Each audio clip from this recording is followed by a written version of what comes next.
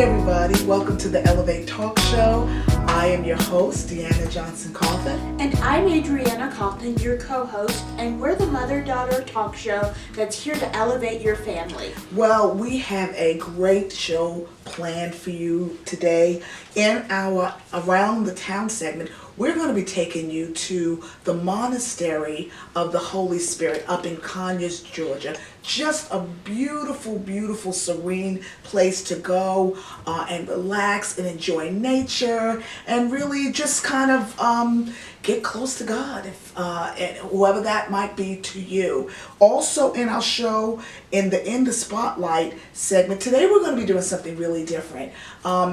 How many of you get the opportunity to date your mate? I think it's a big issue. I know it is amongst my friends. So many times we're busy doing this and that. We don't take that time out. Well, today we're going to be listening in on an interview between me and my significant other, my husband, Andrew Coffin, and we're going to be talking about dating your mate. So you definitely want to stay tuned for that segment. And finally, in our how-to segment, Adriana and I are going to be talking about the benefits of living at home as a college student.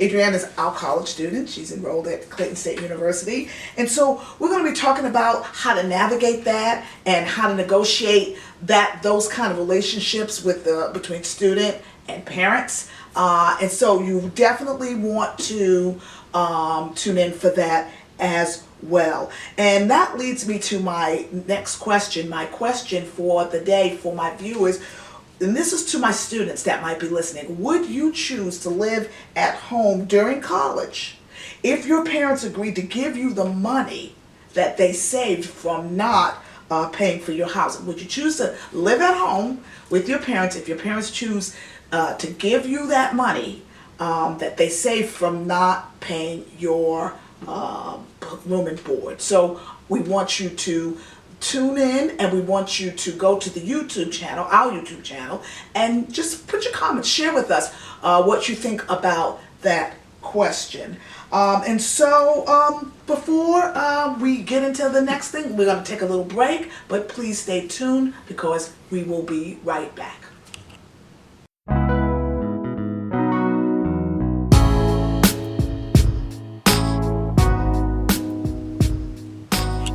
Well, we are back, and in the Spotlight segment, I have a special guest, none other than my wonderful husband, Andrew Lewis Coffin III, and we're going to be talking about the subject of dating. And so, yeah, Adriana? Yeah, so my parents are going to be talking about the importance of dating your spouse and keeping romance alive in your marriage. Mm-hmm. And they're always going out on dates, so I guess the romance is alive. Yes, I think it's alive and well. We've been going out on dates for 21 years, if you include the year that we were just kind of courting before we got married, and it has been a wonderful adventure. And I think one of the things that keeps us close is being able to discover new things together as we recreate. So take a look at our interview with each other. So let's just kind of start at the beginning with the basics. How do you feel dating and recreating together has helped our relationship? Well, I think it keeps us close together. It keeps us in touch with each other's feelings and our hopes and dreams and just everything that's going on in our lives. It brings us closer and closer together. Mm-hmm. And I think we have less chance of us missing each other. Definitely. When we're dating, and it's fun. It's fun, and I use the word adventure, and we'll talk about that a little bit more. And do you feel like it has created, and you sort of alluded to that, balance in the other areas of our lives? Yeah, I think when you're not dating, mm-hmm. Your marriage is a lot of work anyway. Yeah. You got the just kids, dealing with the kids, dealing with the finances, dealing with the jobs and upkeep of the house and properties, tons of work, and extended family, then friends and pandemics, and that let there not be any kind of illness or sickness going on. So all of that is work. Right. So the dating, kind of gives you a pause. Yeah. It gives you a chance to take a break from all of the mundane and all of the activity of marriage, and just take a break. And just enjoy each other. Absolutely. How does flexibility factor into planning a date? Well, I think you have to always keep it flexible. Yeah. Because, things come up in life. I may get a call from work and have to go in or be on the phone late at night or something, or there may be some family emergency. Always, right. Outside of them, or even with the children. Right. Yeah, especially if you've got kids. Yeah, right. I mean, you may have a hospital run. Exactly. Be up all night. Or your dog may have to go to the vet. Had that a few times. Oh, yes. Yes, that's right. A pipe may burst in your house, or your car may break down, or whatever. I mean, all kinds of things scenarios happen. Yes. And you do have to be flexible. Yeah, you do have to be flexible. But you do have to be deliberate. Right. About and it has to be a priority. Absolutely. Yeah. So let's talk about some fun, interesting things to do for a date. We've done dates from every level. We've done inexpensive dates. We've done high-end dates. So let's talk a little bit about dates. I mean, the kinds of dates. What do you recommend? I mean, what's a good inexpensive place for a couple to go if there's not a lot of money? I mean, you can do, a free date. You Yes. can go for a walk in a park. You can go to, say, Stone Mountain Park or whatever your local park is. Sure. You can just spend some time exploring a part of your city or town that you normally don't explore. I mean, we've discovered all kinds of things about the Metro Atlanta area on dates just by exploring, just getting in the car and just saying we're taking a break. Exactly. It's a driving, exploring date. We've done walking, tours, around, East Atlanta, East Lake, where, I mean, it's basically free. You just get in the car, go over to the area, and then a lot of art. They have a lot of art in that area, and so on the walls, on the buildings. So just walking art tours. We've done ice cream dates. We've done Oakland Cemetery a bit because we love history. Right. So we've done walks through the cemetery, and we always have a camera. By the way, we always bring a. He brings his Canon, and I always have my cell phone. He has a cell phone too. So we have had impromptu photo shoots. Right. We've gone to the State Capitol. We've gone to church cathedrals. There's no limit. Right, to the free stuff. You can do. Now, on the more expensive side, we've done weekends away. Right, we've gone to Chateau Alon in North Georgia. Yes.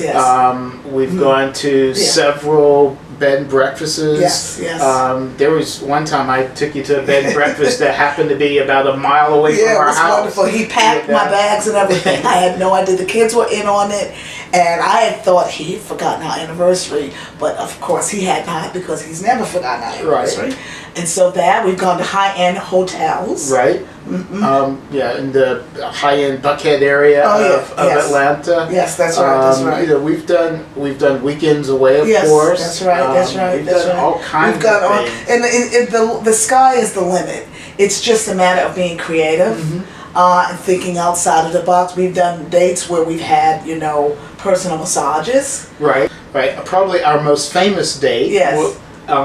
Is when last year at the beginning of the pandemic, I took you to Stone Mountain Park, or we set up a table like on a Downton Abbey style, kind of sort of on a slightly remote part of the mountain. Although it wasn't really that remote, because people saw us and started taking pictures. But we did it all. But we had real dishes, tablecloths, china. We had food catered from. We picked up food from a local restaurant. Steakhouse. That's right.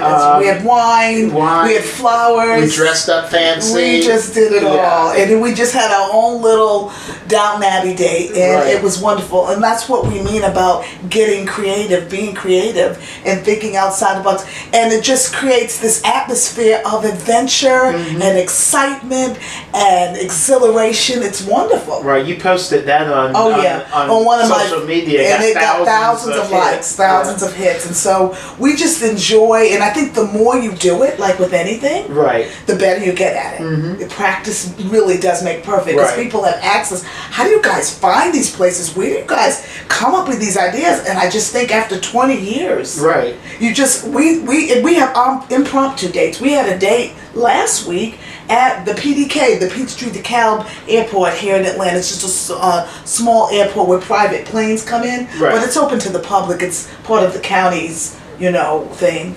And so they have although I'd been there before many years with kids, it had been a while. And so we dropped Adriana off to her thing, and we went over there and Right. just had a wonderful time watching the planes come in and take off. And we walked around and saw some of the museums at the venue. It was just Right. but it was impromptu.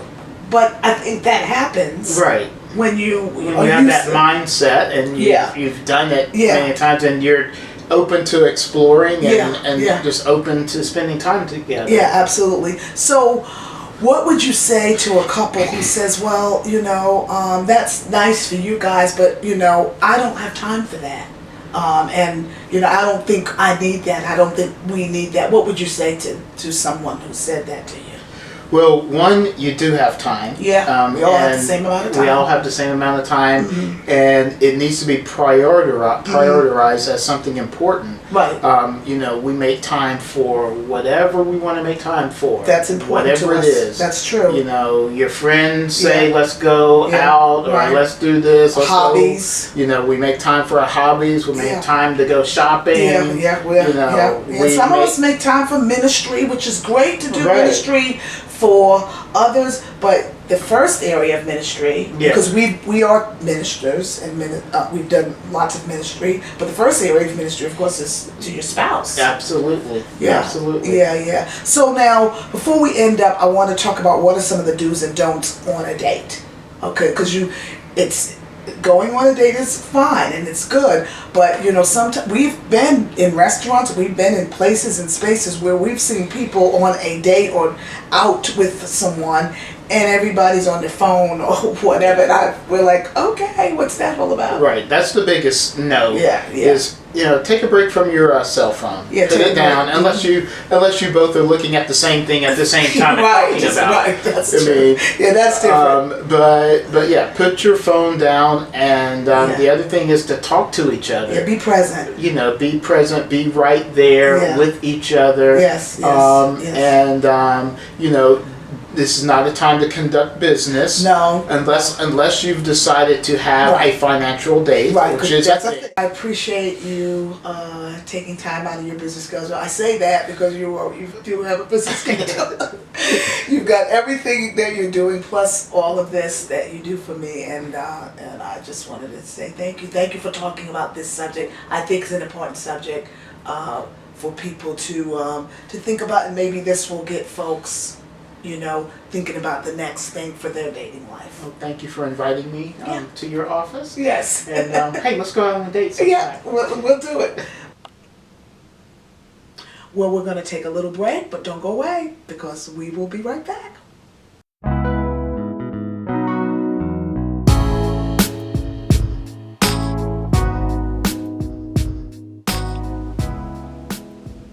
Well, we are back, and in this segment, we want to talk about something really important. It's summertime, and kids are going to be going back to school, grade school kids, but college kids, like my daughter Adriana. So we wanted to talk about living at home during college.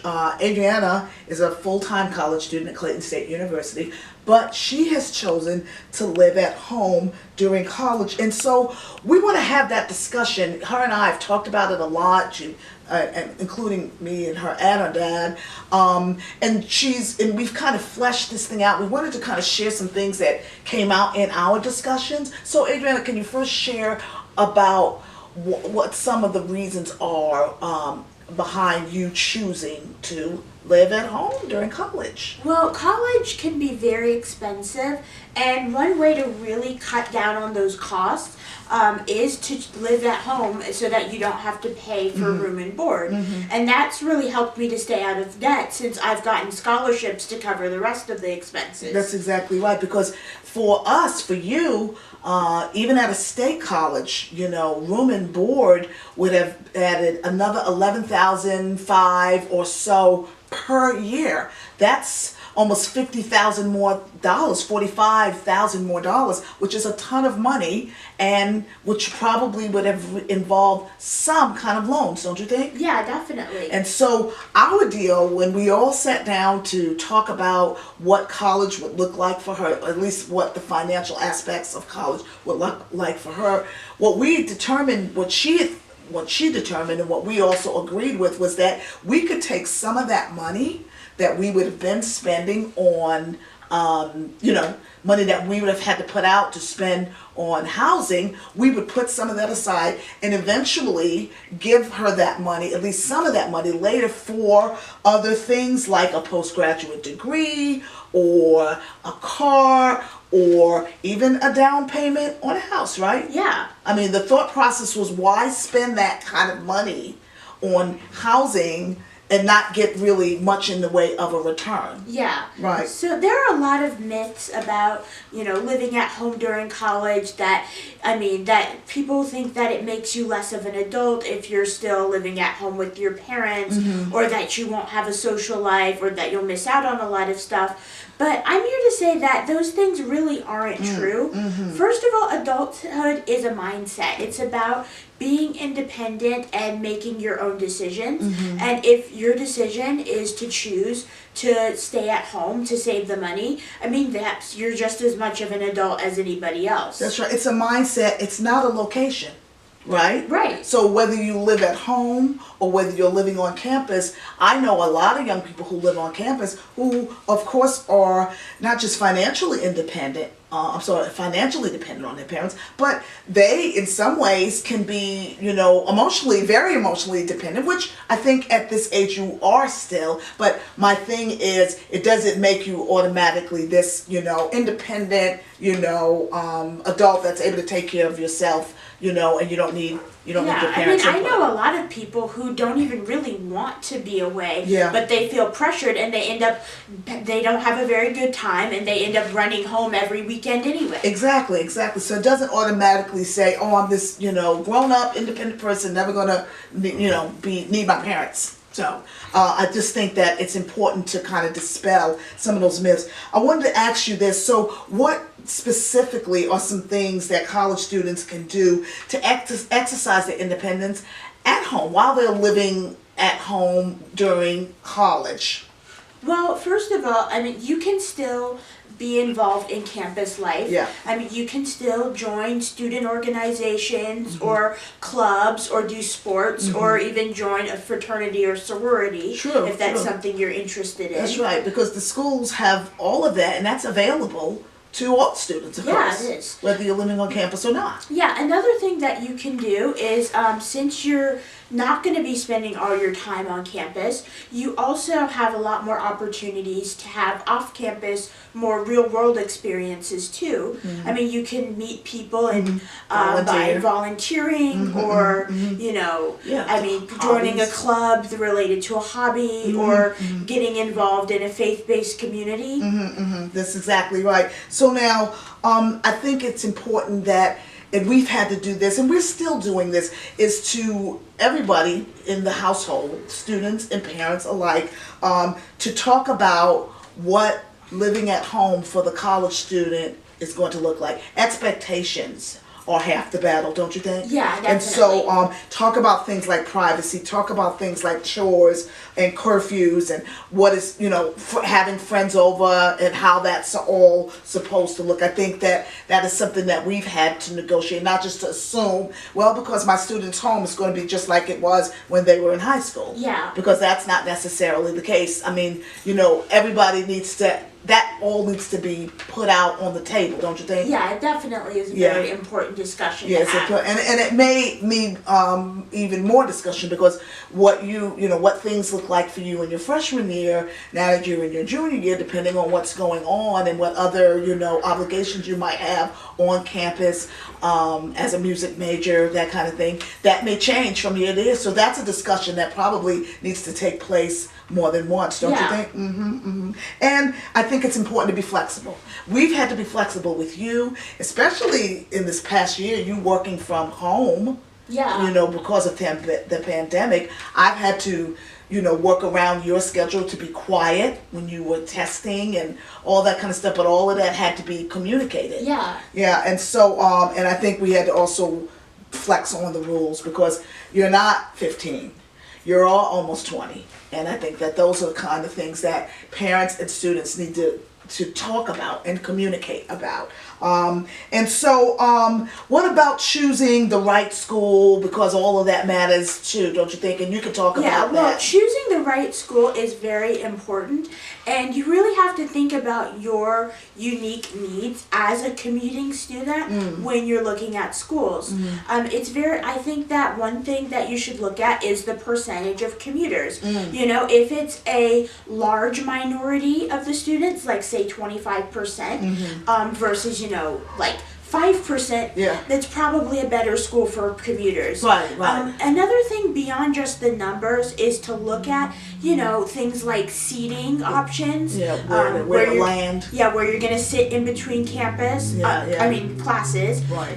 Also, like whether there's lockers available for you to put your stuff, since you won't have a dorm to go back to when you're not in class. Exactly, because you looked at all of that when because you got accepted to all of the schools, 3 or 4 schools that you applied to. Yeah. But you looked at, transportation, you look, how long it was going to take you, whether it was public transportation, you looked at how long it was going to take you if you were traveling by car, and although they were all good schools, Clayton State just ended up being a better fit, because there was, when you went on the campus, you saw there was all these places where you could just land and not feel like this outsider. Yeah. Don't you think? Yeah, it's Versus, very some place like Oglethorpe. Yeah, one of the schools I applied to, Oglethorpe, they had a very low percentage of commuters, and you could really see that in the campus design. Yeah. There really wasn't very many places other than the cafeteria or the library for you to sit in between classes. Yeah, but Clayton State had so much more.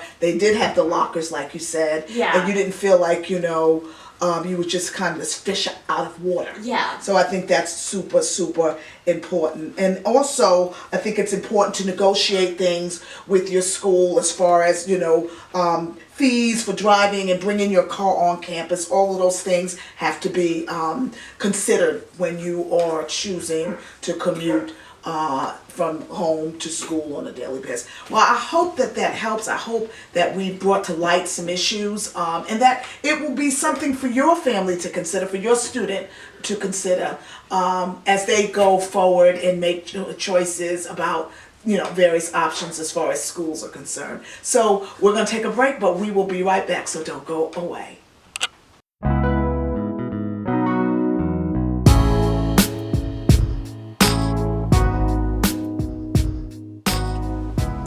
Well, we are back, and Around the Town, our segment that's coming up, is one of my favorite segments of the Elevate talk show. I love to travel with my family. We love to go to new places and spaces and have adventures and make discoveries. And one of the places that we visited recently is in Conyers, Georgia. It's called the Monastery of the Holy Spirit. Now, I don't know how I've missed this. I've known about it, but I've never been there. And I've been to Conyers too many times to count. Well, this past Sunday, this past week, we took a little family drive out to the Monastery of the Holy Spirit, and it was absolutely wonderful, was it not? Yes, it was so beautiful. It was like being on the set of Downton Abbey or Yeah, something. it was amazing. Just all the lovely, the pastures and just the landscape and then all the buildings. It was a wonderful place to just relax and to just kind of and to meditate. And so take a look at our adventures, at our time at the Monastery of the Holy Spirit. This week's Around the Town takes us to the beautiful campus of the Monastery of the Holy Spirit in Conyers, Georgia. The 1,400 acres of the monastery are a part of the Arabia Mountain National Heritage Area and also serves as the southernmost point on the Arabia Mountain Path. The monastery was founded on March 21st, 1944 by 20 monks from the Abbey of Gethsemane, a community of 48 Trappist monks spanning several generations who live, work, and pray at the Abbey. The monastery is sustained through the Abbey store, a bonsai garden plant and supply business, a stained glass manufacturing business, donations, and a green cemetery, as well as on-site retreats. Although the store, bonsai garden, and monastic heritage center are currently closed to the public because of the pandemic, visitors are welcome to walk around and enjoy the prayer walk, which includes a statue of Mary, the mother of Jesus, the Abbey Church with its lovely stained glass windows, as well as the other historic buildings on the property. The beautiful premises are a wonderful place to sit and quietly contemplate. After viewing the outside of the Abbey, we took a short walk down to the lake and strolled along its banks and viewed the geese and other wildlife living nearby. You don't have to be Catholic to visit the Monastery of the Holy Spirit. The resident monks welcome everyone regardless of religion. The Monastery of the Holy Spirit provides a peaceful setting for all who wish to visit. We will be right back, so don't go away.